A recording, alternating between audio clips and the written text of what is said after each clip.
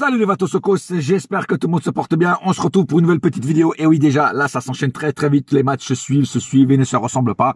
Voilà, donc on est là pour faire l'avant-match de Metz versus PSG.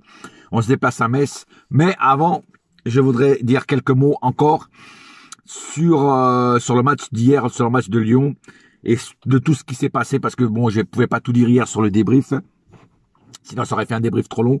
Je voudrais commencer à parler surtout de ce qui a fait le tour du monde, c'est-à-dire la sortie de Messi, là, ou quand Pochettino sort Messi. Alors j'ai entendu beaucoup de versions, j'ai entendu beaucoup de supporters, d'opinions, tout ça. Alors on a tous des opinions différentes, moi je respecte toutes les opinions, mais moi je vais quand même dire ce que je pense et je vais donner ma version. Alors hier, moi j'ai poussé un coup de gueule sur Pochettino parce qu'il avait sorti Messi. Alors, je ne suis pas comme certains supporters qui demandent la démission de Pochettino. Non, faut quand même pas exagérer non plus. Hein.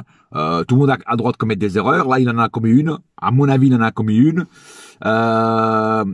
Mais au point de dire Pochettino démission, il faut le remplacer. Non, ça, je trouve ça un petit peu prématuré et surtout débile parce que on peut pas changer de coach tous les 6 mois.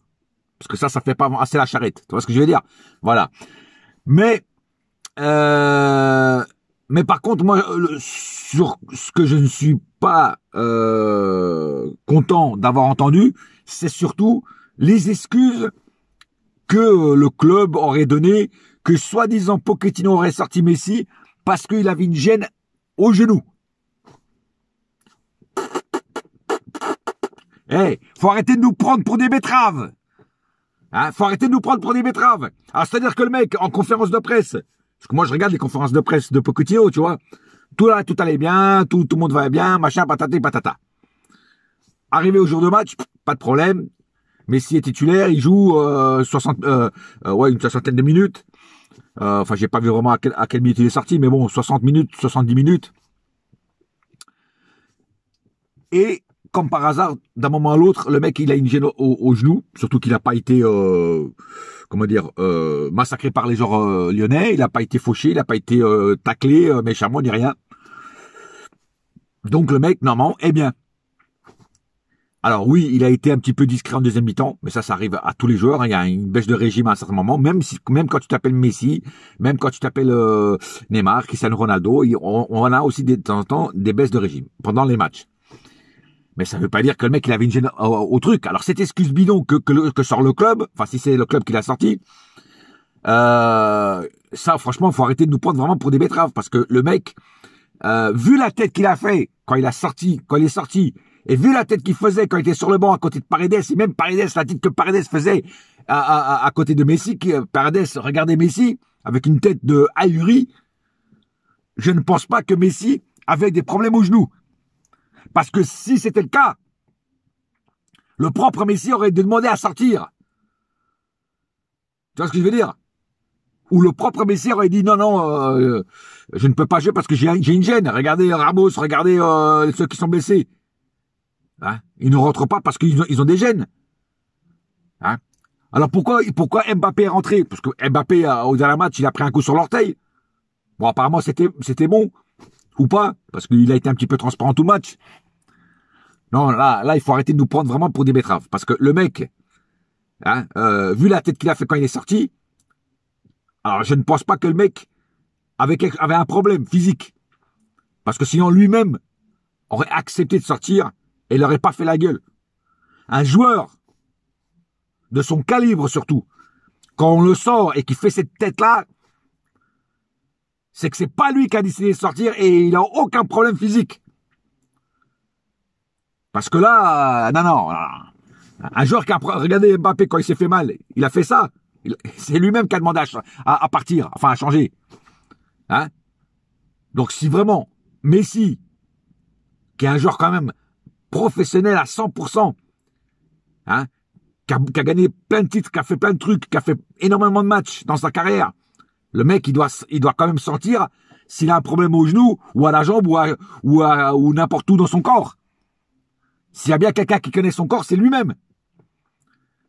Donc, s'il aurait vraiment eu un problème physique, lui-même aurait dit à Pochettino, sors-moi parce que il y a un problème là. Tu vois, j'ai pas envie de me blesser plus gravement.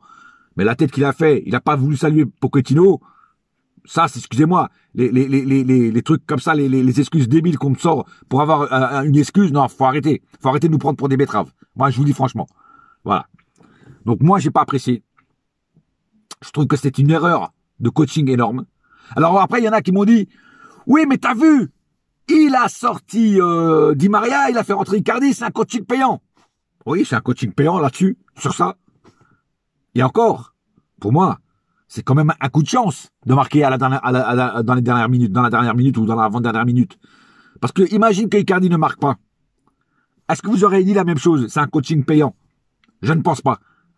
Hein? Et déjà, moi, ce qui me prouve à Pochettino, c'est que quand il fait sortir Messi, qui est un attaquant, et fait rentrer Hakimi, qui est un défenseur, pour moi, il me fait penser que, en fait, il ne voulait pas gagner le match. Il voulait que ça en reste là. Il ne voulait pas perdre le match, c'est sûr, mais il ne voulait pas le gagner non plus. Le match nul, pour lui, ça, c'était satisfaisant. Moi, un coach doit emmener de la virilité au jeu. C'est-à-dire, doit toujours, jusqu'à la dernière seconde, croire qu'on va gagner et mettre l'impact qu'il faut devant. Donc, tu ne sors pas Messi, parce que Messi, c'est un joueur, en quelques secondes, il peut te retourner un match. En quelques secondes, il peut avoir une instance de génie et il peut te débloquer le match. Ce qu'a fait Icardi. Icardi était au bon endroit au bon moment. Il lui-même l'a dit. Tu vois ce que je veux dire? Voilà. Après, moi, je te dis franchement, ok, coaching payant, jusqu'à maintenant, on a gagné tous les matchs. En tout cas, on n'a pas perdu. Je parle surtout en Ligue 1, parce qu'en Ligue des Champions, on a fait un match nul contre Bruges. Voilà, c'est pas extraordinaire. Mais bon, on n'a pas perdu le match jusqu'à maintenant. Ça, c'est vrai. Ça, on doit rendre à César ce qui appartient à César. Sur ça, Pochettino, il fait son taf. Mais il fait les mauvais choix de substitution. Et comme toujours, il fait des substitutions trop tardives. Voilà. Alors, personne n'est parfait. Pochettino n'est pas parfait. Moi, je suis pas parfait. Moi, je me trompe dans mes débriefs, des fois aussi. Voilà, tout le monde se trompe. Mais il y a des moments, si moi je me trompe dans mon débrief, c'est pas trop grave. Tu vois ce que je veux dire? Voilà, je me rattrape sur l'autre après, tu vois, c'est pas trop grave, il n'y a pas mort d'homme. Par contre, si Pochettino se trompe dans son coaching, là, ça peut être grave. Parce que ça peut faire perdre le Paris Saint-Germain. Donc, j'espère que Pochettino va quand même réfléchir. Alors, oui, il y en a aussi, j'avais oublié celle-là.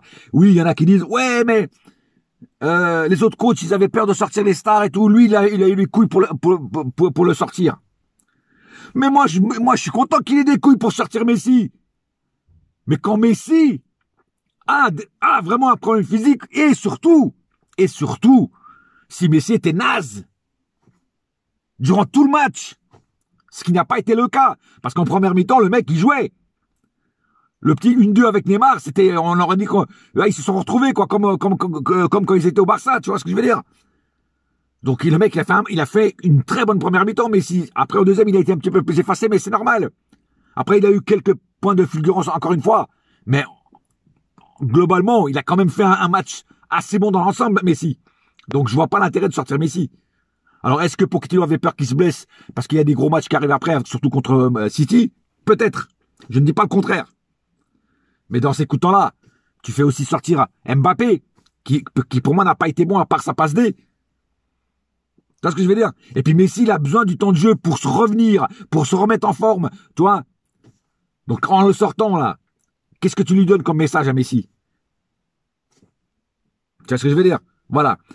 Donc, oui, c'est bien d'avoir des couilles, de sortir des stars, comme certains ont fait aussi avec Cristiano Ronaldo. Mais ce match-là, il n'aurait pas dû le sortir.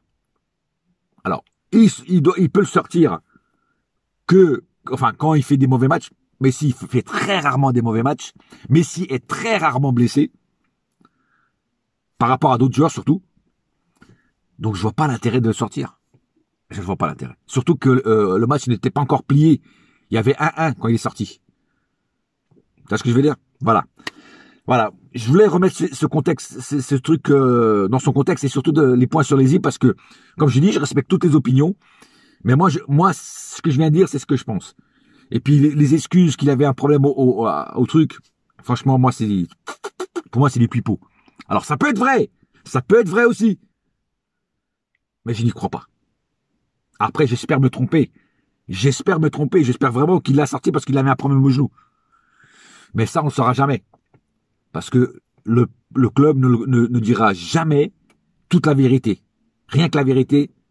Et en plus, ils ne le diront pas, je le jure. Tu vois ce que je veux dire? Voilà, donc, pour moi, c'est du pipeau, cette blessure. C'est une blessure inventée. Voilà, c'est tout. Sergio Ramos, lui, il a des problèmes physiques. Ça se voit. Sinon, il aurait déjà joué. Mais Messi, là, il le sort, ben, sa tête dit tout. Si Messi serait sorti avec une tête normale, il aurait serré la main à Pochettino. Là, j'aurais dit, ok, la blessure est peut-être là et voilà. Mais là, non. La tête qu'il a fait, ça veut tout dire. Voilà. Passons à l'avant-match. Donc, on se dépasse à Metz. Voilà, Metz, une équipe qu'il faudra battre aussi. Et vu que hier, on a gagné contre Lyon, il faudra absolument gagner aussi contre Metz parce que, déjà pour la confiance, pour rester en confiance, et surtout parce que il ne faut pas lâcher un seul point cette année. Je parle surtout en Ligue 1. Donc, il faut gagner tous les matchs. Ou surtout pas les perdre. À la rigueur, tu fais un match nul, mais surtout pas les perdre. Parce que c'est 3 points de perdus. Si tu peux pas gagner le match, au moins fais match nul. Pour gagner au moins 1 point. Parce qu'il faut pas croire, hein. Derrière, ça talonne. Eh oui. Mais c'est Marseille qui est derrière. Marseille, cette année, on peut les critiquer. On peut pas les aimer. Tout ça, mais Marseille, cette année, ils gagnent leur match. Jusqu'à maintenant. Après, moi, je dis qu'ils gagnent leur match parce que la Ligue 1, à part 2-3 équipes, la Ligue 1, les autres équipes, c'est quand même, le niveau est faible. Alors nous, des fois, on a du mal à gagner les faibles. Parce que nous, contre nous, toutes les équipes sortent les meilleures chaussures, les meilleurs crampons, ils sortent leur coronets, ils veulent vraiment gagner le match contre Paris, parce que gagner contre Paris, c'est un prestige, c'est devenir une star, tu vois. Après, sur les réseaux sociaux, t'as vu, nous, on a battu le grand Paris. C'est pour ça que toutes les équipes se défoncent contre nous. Toutes les équipes montent leur niveau de fou. Mais quand ça joue contre des équipes comme Marseille, comme autres équipes, le niveau baisse parce que gagner contre un ou gagner contre l'autre, s'ils gagnent, tant mieux, s'ils gagnent pas, tant pis, tu vois ce que je veux dire. Mais il faut quand même admettre que ils sont derrière nous, ils nous talonnent, donc à pas perdre les matchs et surtout impatient de retrouver Marseille chez eux parce que on va se déplacer en premier chez eux. Et là, ça sera un gros match. Là, ça sera un match franchement très important et un gros match en espérant qu'il n'y a pas trop de bagarres. Ça, mais bon, j'en parlerai sur mon avant-match quand ça sera le match contre eux. En tout cas, Metz, il faut gagner, il faut rien lâcher. Ça sera pas facile parce qu'il n'y a plus vraiment d'équipe facile parce que comme je l'ai dit tout à l'heure, contre nous, ils mettent toujours le maximum de force. On verra ce que ça donne. En tout cas, j'espère voir une victoire du Paris Saint-Germain. Alors, moi, je ne donne jamais de pronostic et je n'en donnerai pas encore aujourd'hui parce que les pronostics, ça porte un peu la poisse. Et en général, je ne dis jamais les bons pronostics. Des fois, ça tombe les bons, mais bon, c'est un coup, on va dire, c'est un coup de bluff, tu vois. C'est un jour tu le donnes bien, un jour tu le donnes mal, ou plutôt 99% des fois tu le donnes mal et il y a 1% tu le donnes bien, donc pas la peine de faire des pronostics à la con. Bon, c'est tout pour le moment. On se retrouve mercredi soir pour le débrief d'après-match. Et n'oubliez pas une chose, un seul cœur, un seul club, c'est Paris ma gueule, yes my friend, et la saga continue. Allez, bouya!